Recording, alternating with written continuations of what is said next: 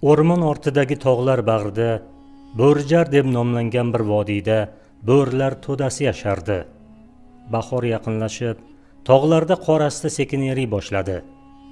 Urg'ochi bo'rilardan biri homilador edi. So'nggi kunlarda bo'rilar to'dasi ovga chiqmay, homilador bo'rining ko'zi yorishini kuta boshladi. Bir kecha tog'da shamol turib, daraxtlarni silkitib, hatto toshlarni titratib yubordi. Ana shu dahshatli kechada ona bo'rining ko'zi yoridi. Ona bo'ri kuchli og'riq bilan 4 nafar bolani dunyoga keltirdi. 4-chi bola tug'ilayotgan paytda osmonda kuchli momaqaldiroq chaqib, butun vodiyni qarsillatib, yoritib yubordi. Birinchi bola kuchsiz, ikkinchisi esa jim yotardi. Uchinchisi qimirlamasdi. 4-chi bola esa tug'ilishi bilan boshini ko'tardi. Ko'zlari yumuq holda iskalanib, onasi tomon o'rmalab keldi va ema boshladi. Buni ko'rgan ona bo'ri uni peshonasini yalab, 4-chi bolam kuchli chaqmoq ichida tug'ildi. Demak, u chaqmoqdek tez va kuchli bo'ladi. Unga haybat deb nom qo'yaman. Zero dushmanlar uning haybatidan zir titrashsin. Ona bo'ri shunday deb majolsiz yotgan boshqa bo'rilarga qarab o'ylanib qoldi. Shu payt yana shamol turib guvillay boshladi. Go'yo tog'lar ona bo'rining so'zlarini ma'qullagandek gumburlab ketdi. Haybat yosh bo'lishiga qaramay tez o'sdi. Har kuni tog' tepasiga chiqar, panjalari baquvvat bo'lib ulg'aydi. Kunlarning birida yosh bo'richalarni shoqollar to'dasi quvib qoldi. Ularni himoya qilishga katta bo'rilar yo'q edi. Ona bo'ri yolg'iz qarshilik qilishga majbur bo'ldi. Shunda haybat hech ikkilanmasdan shoqollar to'dasiga tashlandi. Bir o'zi bir necha shoqol bilan jang qilishga to'g'ri keldi. Jangda u yaralandi, ammo bo'ri bolalarini, akalarini o'limdan qutqarib qoldi. Onasini himoya qildi. So'ng uzoqdan yetib kelgan Qoraxon ismli to'da boshlig'i haybatning jasurligidan hayratlanmadi. U qochayotgan shoqollarni biroz kuzatib turdi-da, "Ha, haybat shamoldek tez, chaqmoqdek beshafqat. Unga hech kim teng kela olmasa kerak", dedi g'urur bilan. Bo'rilar to'dasi haybatning jasurligini olqishlab uvlashdi. Oradan yillar o'tdi. Bo'ri bolalari voyaga yetdi. Tog'lar ostidagi keng vodiyda yozning ilk kunlari edi. Havo issiq. Bo'rilar to'dasi chakalakzor oralab harakatlanayotgandi. Ov boshlandi. To'da boshlig'i Qoraxon sokin, donolik bilan ovni boshqarardi. U past ovozda buyruq berdi. "Hammang yotlaring. Hali o'lja yaqinlashmadi. Biroz kutamiz." To'da shovqinsiz harakat qilardi. Ular tajribali, har biri o'z joyini, vazifasini yaxshi bilardi. Sal nariroqda katta bir bug'u suv ichardi. Bu to'da uchun katta o'lja va bayram bo'lishi lozim edi. Haybatning yuragi tez urardi. U yosh, qoni qizib turardi. Bu ovda u o'zini yetakchi sifatida ko'rsatmoqchi bo'ldi.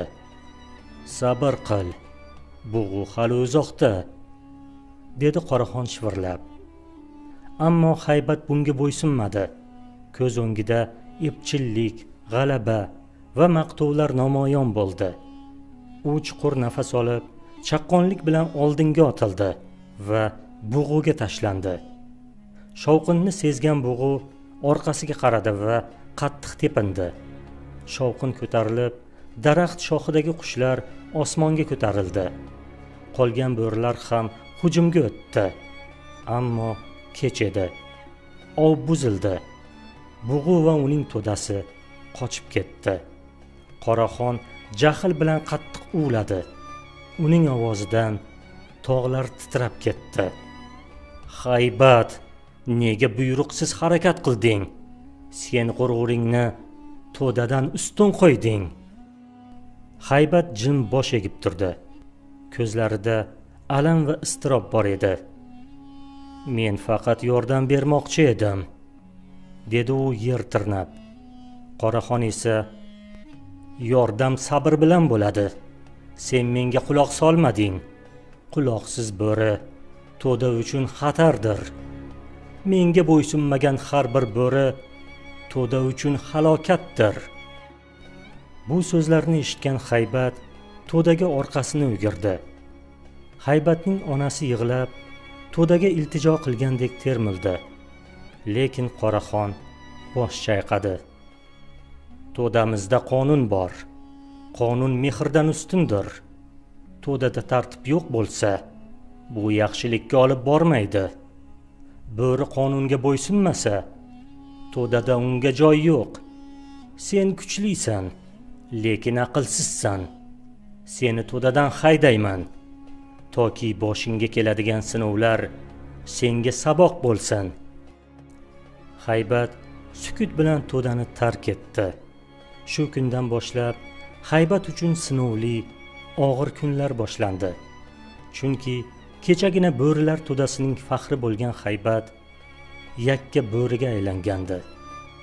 Haybat dasht va biyobonlardan oshib o'tdi.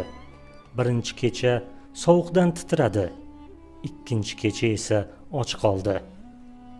Nega men yolg'izman? Nega? O'ylardi u. Shu payt qayerdandir yolg'izlik jazo emas, ruhni tozalovchi olovdir degan ovoz eshitildi. Lekin Haybat bu so'zni ma'nosini tushunmadi. Kunlar o'tgan sari uning qalbidagi g'urur yumshab, aql ko'zi ochildi. U jimgina yurar, kuzatishni, tinglashni o'rgandi. Bir kuni u adirda yaralangan bo'rini uchratib qoldi. Bu notanish bo'ri boshqa dushman to'dadan edi.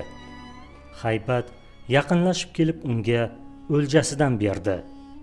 Yaralangan bo'ri go'shtni yeb hayratda qoldi va "Nega menga yordam beryapsan?